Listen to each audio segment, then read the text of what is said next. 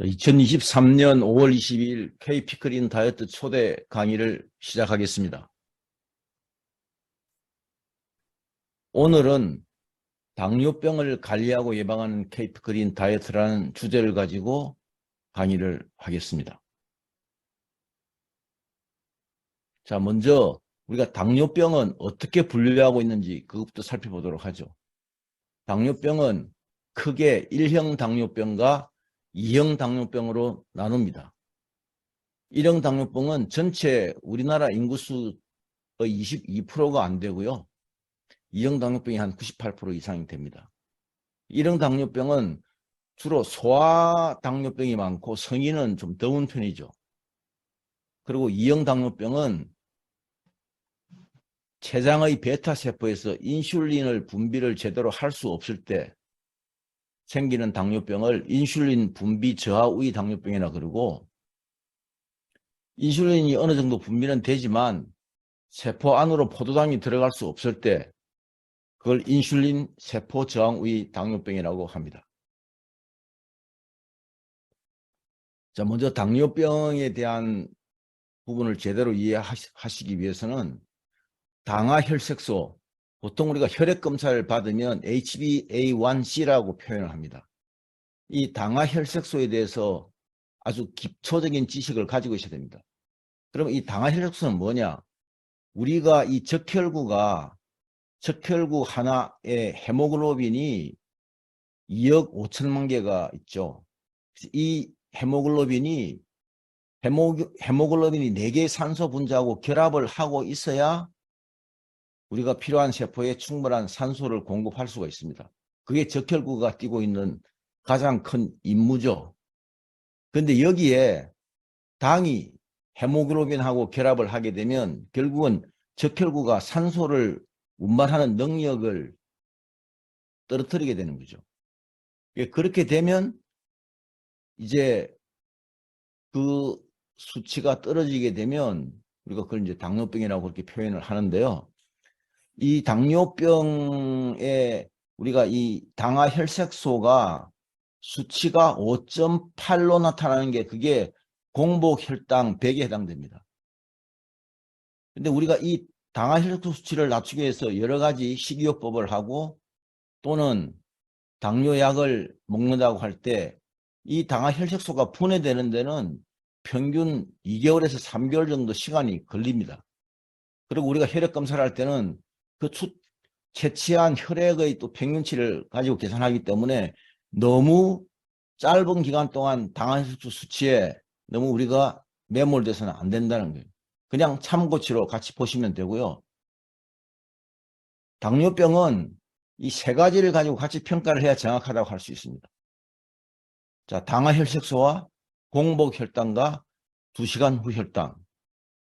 가장 이상형은 당화혈색소가 5.8 미만이고 공복혈당은 100 미만이고 2시간 후 혈당은 120 미만이죠.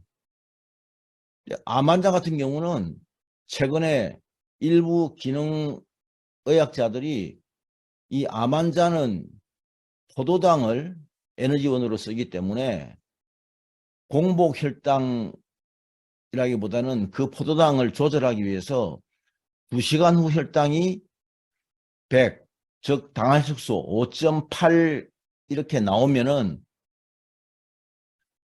암세포가 포도당을 가지고 에너지원으로 써서 정식을 하기가 힘들다는 거죠. 근데 우리가 이제 보통 이 정상형이라고 이렇게 이게 분류를 할 때 그게 당화혈색소가 5.8에서 6.4 사이고요. 정상형의 110에서 우리가 110 정도 되더라도 사실은 이때 공복혈당이 110이 넘으면 이때부터 본격적인 관리를 하면 되는 겁니다. 그 2시간 후 혈당은 120에서 140 여기까지가 정상형으로 보고 있는 거예요. 지나치게 우리가 공복혈당의 수치에 너무 우리가 집착해서는 저는 안 된다 그렇게 생각을 하고 있고요. 그 다음에 경계형 1, 2, 3이 있는데 이거는 뭘 가지고 구분을 하냐면 2시간 후의 혈당치가 141에서 199가 되었을 때 결국은 뭐냐면 식사를 하고 나서 2시간 후가 지났는데도 혈당이 잘 떨어지지 않는다. 2시간 후에 지나도 이 인슐린이 분비가 제대로 되지 않거나 또 세포 속으로 포도당이 잘 들어가지 않을 때를 이야기하는 거죠. 그럼 경계형2는 이 2시간 후 혈당은 정상이지만 식사를 하고 난 다음에 바로 2시간 안에 혈당치가 떨어져야 되는데 이 2시간 안에 나오는 인슐린 분비가 낮다는 거죠. 그리고 경계형3은 공복 혈당이 이것도 125고 2시간 후 혈당이 199죠. 200 미만이죠. 공복 혈당도 그렇고 2시간 후 혈당도 그렇고 그러니까 전체적으로 인슐린 분비 자체가 떨어져 있다는 겁니다. 자, 그런데 그 당뇨형이라고 이렇게 평가하는 거는 당화혈색소가 8 이상이고 공복 혈당이 126 이상, 2시간 후 혈당이 200 이상인 경우죠. 요 단계가 되면 일반적으로 이제 치료를 해야 될 단계라고 보고 정상형부터 경계형 1, 2, 3까지는 관리할 수 있다. 뭘 가지고 식이요법과 영양요법으로 관리할 수 있다는 거예요. 자, 당뇨병 관리 차트. 이건 공복혈당하고 당화혈색소를 같이 대비해서 표시한 표인데요. 이 보시면은 이 관리 단계는 공복혈당 8, 그죠? 공복혈당이 180, 당화혈색소가 8까지 보고 있는 거예요. 8에서 10, 그죠? 10%까지. 이때까지를 우리가 관리할 수 있는 걸로 보고 그 이상 공복혈당이 200을 넘고 당화혈색소가 10을 넘게 되면 그때는 치료 단계라고 그렇게 보고 있는 겁니다. 이건 미국에서 그렇게 관리하고 있는 당뇨병 관리 차트예요. 자, 우리가 내 몸에 있는 당뇨는 내가 스스로 알아서 관리를 해야 됩니다. 이게 약에 지나치게 의존하거나 또는 운동만 한다 그래서 당뇨가 관리를 잘 되질 않아요. 그래서 당뇨 관리를 위해서 꼭 알아야 될 5가지 우리 몸에서 일어나고 있는 생리작용이 있습니다. 첫째는 우리는 아침에 해가 뜨면 활동 모드로 바뀌죠. 우리 몸이. 그리고 해가 지면 치유 모드로 바뀝니다. 근데 이게 활동 모드로 바뀌었을 때 그때 인슐린이 분비하기 위해서 대기를 해요.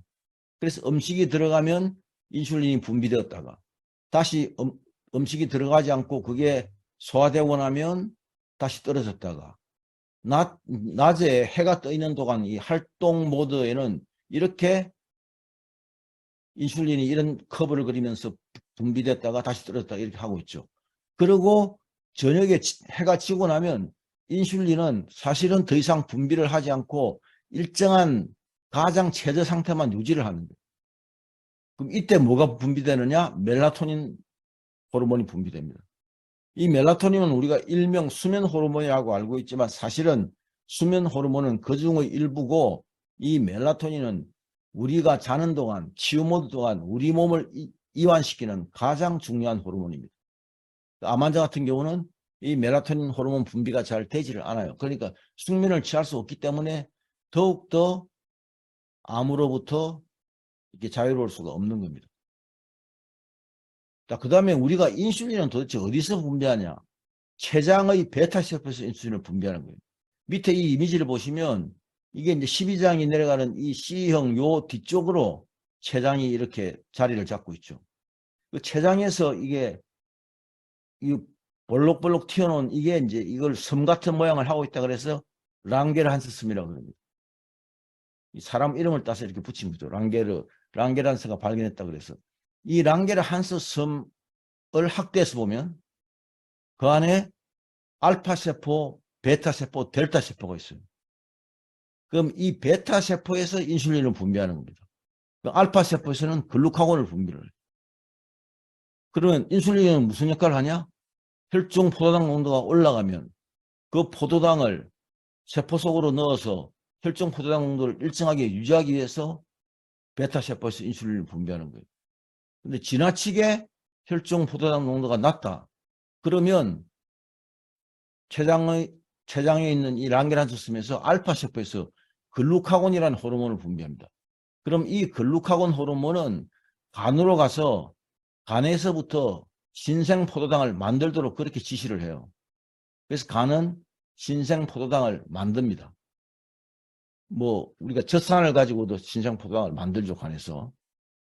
그리고 이 델타세포는 우리 몸은 항상 조화와 균형을 이루도록 되어 있어요. 그래서 델타 세포는 뭐냐? 이 소마토스타틴이라는 이 호르몬을 분비해서 지나치게 알파 세포에서 글루카곤이 많이 분비된다든지 또는 지나치게 베타 세포에서 인슐린이 분비가 많이 되면 그러면 이거를 조절해 주는 역할을 하는 거예요. 그래서 이 베타 세포가 파괴가 되면 그러면 인슐린 분비가 줄어드는 거죠. 베타 세포가 왜 파괴되느냐? 췌장이 혹사를 당하니까.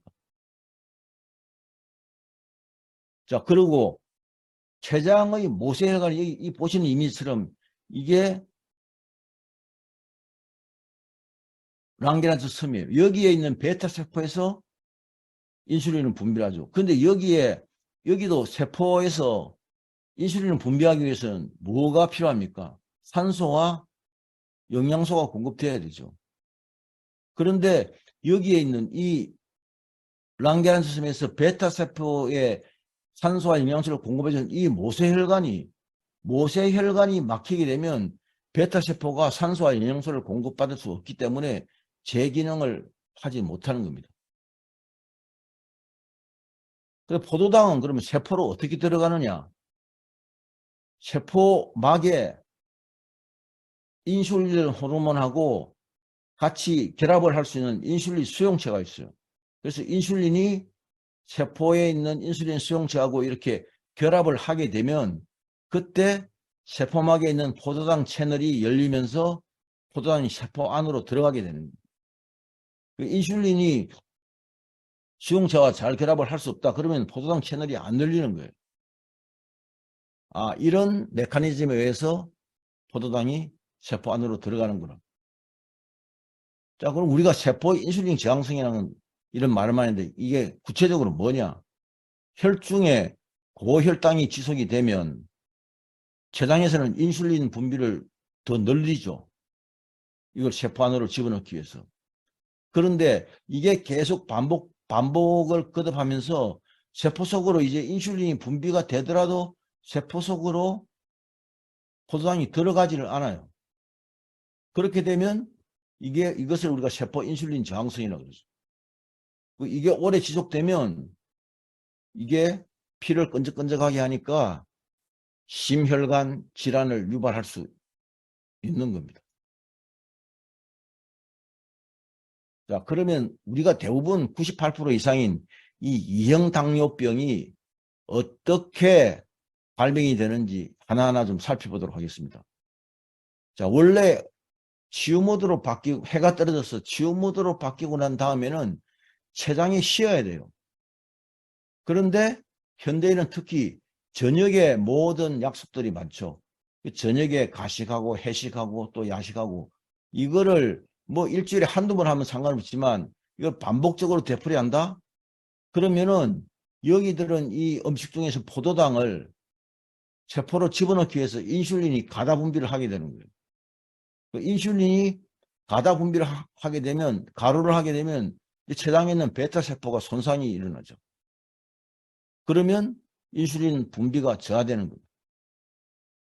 또 하나는 이 췌장의 베타 세포가 떠 있는 그 체액이 산성화되는 거죠. 먼저 혈액이 산성화되어서 그 췌장의 모세혈관이 이 산성화되면은 이게 어혈이 생기거든요. 그래서 이 췌장의 모세혈관을 폐쇄하면 췌장 베타 세포가 산소가 부족하게 됩니다. 그러면 제 기능을 발휘하지 못하죠. 그래서 인슐린 분비 저하가 일어납니다. 그 다음에 세포막에 있는, 그죠? 세포막에 있는 이 포도당 채널 수가 이게 늘어나면은 세포 쪽으로 포도당이 많이 들어가겠죠. 근데 이 세포의 미토콘드리아 기능이, 그러면 이 세포막의 포도당 채널은 누가 늘리느냐? 세포 안에 있는 미토콘드리아가 늘리는 거예요. 왜? 포도당을 가장 많이 쓰는 게 미토콘드리아예요. 그래서 미토콘드리아가 포도당 채널을 더 만들어 달라고 그러면 우리 세포 안에 있는 세포핵의 그 DNA에서 그게 도면이죠. 그리고 요리책처럼 그런 그 작업 지시서가 있는 그걸 끄집어내어 가지고 필요한 것만 다시 전사를 해서 메신저 RNA가 그 명령을 가지고 유전 정보를 가지고 이걸 만들어서 세포막으로 붙이는 거예요. 그러니까 세포의 미토콘드리아 기능이 활성화되면은 혈당 조절이 훨씬 쉬워지는 거죠. 그리고 이 세포막에 조금 전에 설명드린 것처럼 세포막에 있는 인슐린 수용체와 인슐린이 결합을 잘 하려면 그게 활성화되려고 그러면 그게 가장 필요한 영양소가 크롬입니다. 이 크롬이 절대적으로 부족하게 되면 또 인슐린의 세포 저항이 일어나는 거죠. 또 하나는 만성 탈수가 일어난다. 이 만성 탈수는 수분 부족에 의한 탈수과 염분 부족에 의한 탈수가 두 가지가 있는데 어쨌든 두 가지 다 어느 것이든지 간에 이게 탈수가 일어나면 세포막 기능이 저하되죠. 세포막이 쭈글쭈글해지게 되면 그러면 세포막에 있는 수용체들이 제대로 작동을 못하죠. 그래서 인슐린 수용체도 제대로 작동을 하지 못하고 포도당 채널도 제대로 작동하지 못하면 그러면 이 당뇨가 이제 수치가 올라가면서 당뇨병이 발병이 되는 겁니다. 자, 그러면 오늘 K피크린 다이어트 이 프로그램은 어떻게 당뇨병을 관리하고 예방할 수 있는가? 자, 우리가 이 당뇨병이 일어나는 메커니즘 중에서 제일 왼쪽에 있는 하나, 둘, 셋, 넷, 다섯 요 5가지가 근본적인 원인이죠. 그럼 근본적인 원인을 이거를 제거를 해야만 그 다음에 당뇨를 우리가 관리하고 개선할 수 있잖아요. 그럼 요 5가지를 하나하나 살펴보겠습니다. 자, 저녁 가식 야식을 해서 인슐린 분비 저하가 일어난다. 췌장의 베타세포가 손상이 되죠. 그러면 이 K피크린 다이어트는 저녁 단식을 합니다. 이 저녁 단식을 하게 되면 음식이 들어가지 않으니까 포도당이 들어가지 않으니까 췌장이 일을 하지 않아도 되죠. 그래서 이 K피크린 다이어트 프로그램을 하는 동안은 췌장이 휴식을 취하는 거예요. 췌장이 휴식을 취하니까 인슐린을 분비하는 베타세포의 기능이 서서히 회복되는 거죠. 자, 두 번째는 이 혈액이 산성화되면서 췌장의 모세혈관을 이렇게 폐색하는 거죠. 산성도가 심하면 심할수록 췌장의 모세혈관 폐색이 더 많이 되는 겁니다. 그렇게 되면 혈액순환이 되지 않으니까 산소를 공급할 수 없죠. 그러면 인슐린 분비 저하가 일어나는데 이 K피크린 다이어트는 기본적으로 옥수정 죽염을 이 프로그램에서 이거를 섭취하도록 되어 있는데 뭐 하루에 한 10g 정도 섭취하도록 되어 있죠. 이 죽염의 섭취가 혈액의 산성화를 막아서 어혈로 인한 모세혈관 폐색을 개선하고 예방을 하게 되면 베타세포의 기능이 살아나면서 인슐린 분비 저하로부터 우리가 탈출을 할 수 있죠. 자, 또 하나는 이 췌장의 모세혈관이 폐색되었을 때 이 췌장의 모세혈관을 어떻게 뚫어주느냐, 누가 뚫어주느냐, 그게 액티바이즈에 들어있는 비타민 B3 나이아신이 그 역할을 하죠. 그리고 심하게 막히실 경우에는 뮤노겐, 이 뮤노겐이 산화질소를 생성시킬 수 있는 그런 최종 원료가 들어있잖아요. 그래서 이게 막힌 췌장의 모세혈관을 뚫어주면 그러면 혈액순환이 되면서 베타세포가 산소와 영양소를 공급받아서 제대로 제 역할을 할 수 있다는 거예요. 자, 이 세포의 미토콘드리아 기능이 저하됐다. 여기에 대한 많은 연구는 우리나라에서도 많이 일어나고 이 혈당을 조절하기 위해서 당뇨를 관리하고 예방하기 위해서는 미토콘드리아가 활성화되어야 된다는 이런 많은 연구 논문을 통해서 밝혀져 있죠. 그래서 이 미토콘드리아에서 포도당이 주로 대부분 포도당이죠. 포도당이 물론 지방산과 아미노산도 별도의 과정을 거쳐서 여기 아세틸 CoA로 전환이 돼서 포도당 이 미토콘드리아에서 에너지를 만들 사용되지만 대부분은 포도당입니다. 이 포도당이 들어와서 여기에 미토콘드리아에서 에너지를 만들 때 32개의 ATP를 만들 때 쓰이는 거죠. 그래서 이 포도당을 미토콘드리아가 필요하기 때문에 이 미토콘드리아가 활성화되면 그 미토콘드리아를 어떻게 활성화시키느냐, 액티바이저 리스토레이트에 미토콘드리아가 에너지를 만들기 위한 영양소가 들어있잖아요. 그게 여기 보라색으로 표시된 미네랄과 노란색으로 표시된 이 비타민 B 복합체죠. 그래서 이게 활성화되면 미토콘드리아의 수가 늘어나고 질이 좋아지면, 그러면 포도당을 더 필요로 하니까 포도당 채널을 더 만들어서 세포막에 붙이게 되는 겁니다. 그렇게 되면 세포 인슐린 저항을 개선할 수가 있죠. 그러니까 이게 크롬이, 여기 인슐린하고 인슐린 수용체가 이게 결합을 하는데 꼭 필요한 영양소가 크롬입니다.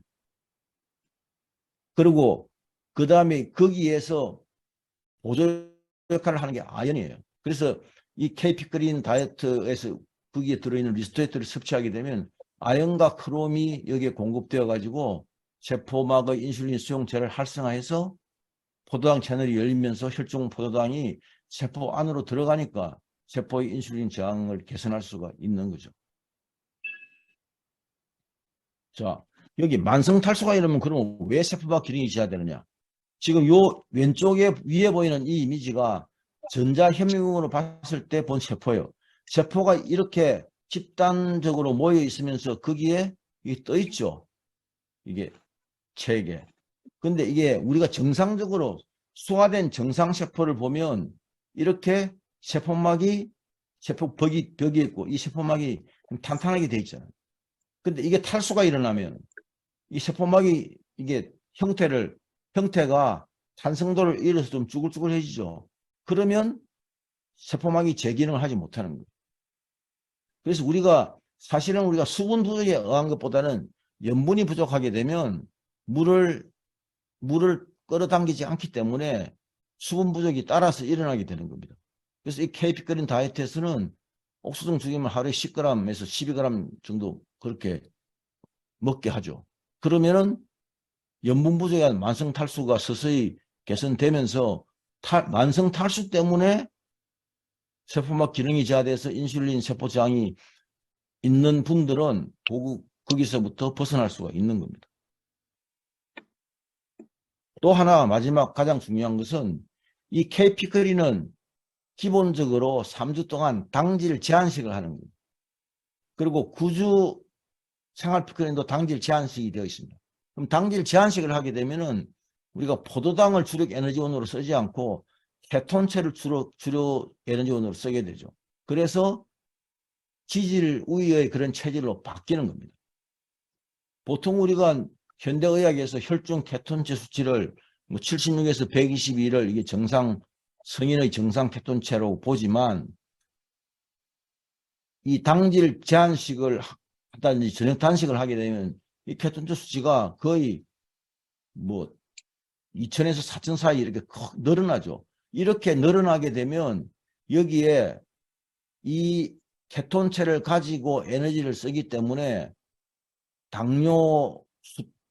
포도당 자체가 우리가 기본적으로 식생활을 통해서 포도당을 적게 공급하게 되면 혈당 자체가 원초적으로 올라갈 수 없는 거죠. 그리고 이렇게 해서 혈중 케톤 수치가 올라가면 이게 뇌에 이 혈중 케톤 수치가 1000에서 200 사이를 유지하면 우리가 알츠하이머 치매라든지 파킨슨병이라든지 다발성 경화증이라든지 뇌에서 일어나는 이런 뇌질환들이 사전에 예방될 수가 있고 또 그게 초기에 그런 질환이 생기면 그 질환을 개선시킬 수도 있어요. 굉장히 중요한 겁니다.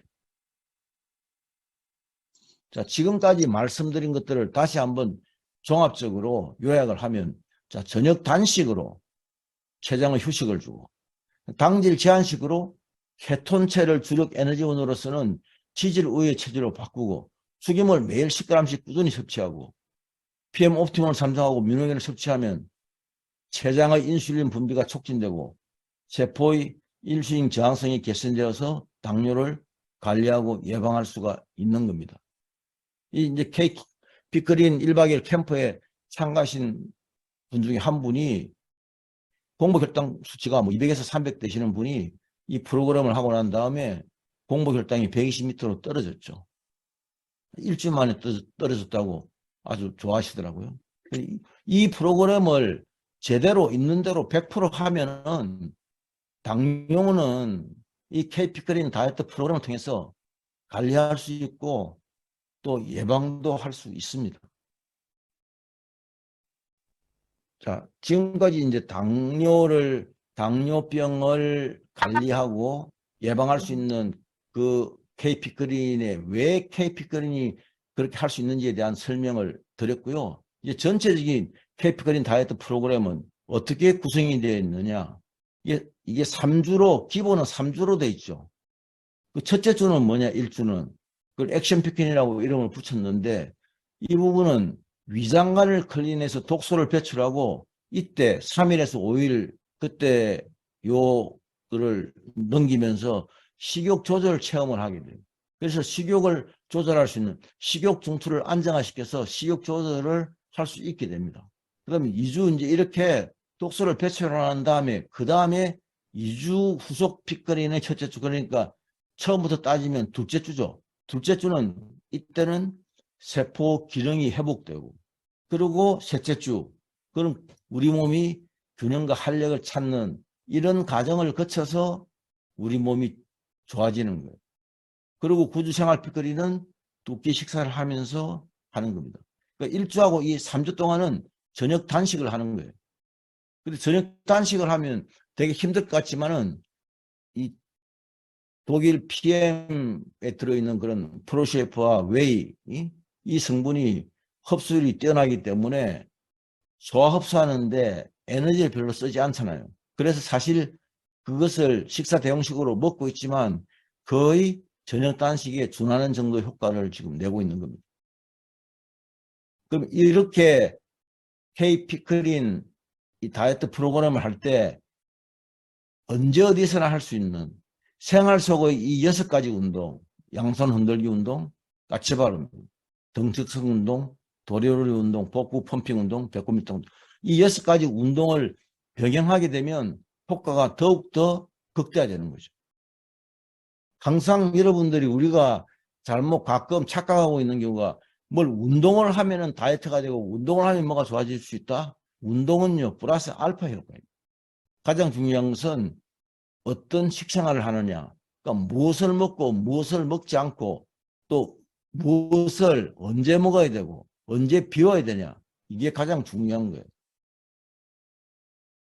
KP크린은 기본적으로는 저녁 단식을 근간으로 짜여진 프로그램이에요. 저녁 단식을 하게 되면 우리 몸이 원래 태어날 때부터 가지고 있는 자연 추력이 복원됩니다.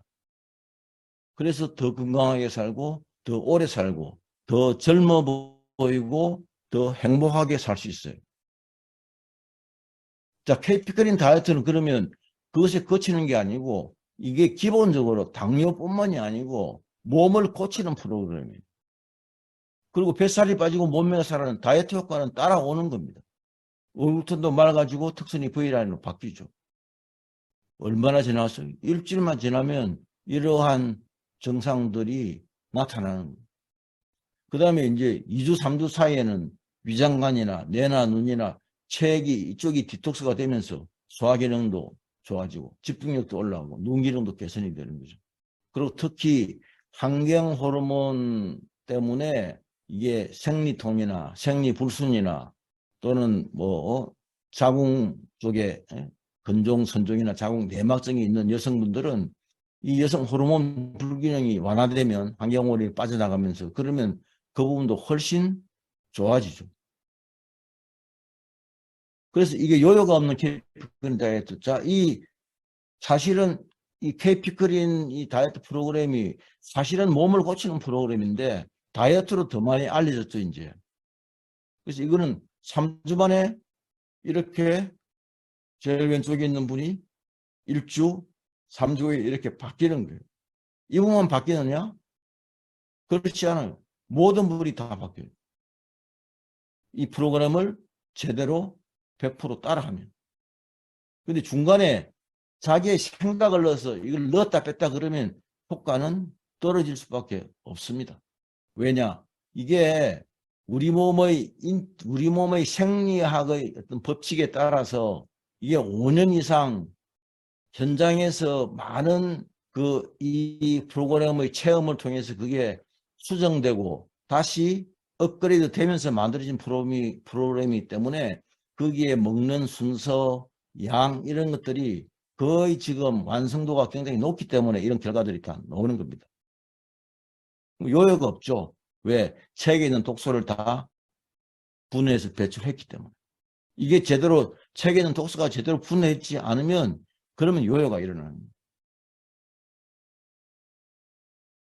자, 그래서 여러분들이 지금 이제 당뇨가 있으신 분들은 이 프로그램을 따라 하시면 당뇨를 관리할 수 있고 충분히 예방도 할 수 있죠. 그럼 얼마나 걸리겠습니까? 우리 몸에 있는 췌장의 세포가 회복되는 데는 짧게는 1년, 길게는 1년 6개월 걸립니다. 그러면 우리가 제대로 1년 내지 1년 6개월을 제대로 하게 되면 그 다음에 당뇨에서부터 자유로워질 수 있는 거예요.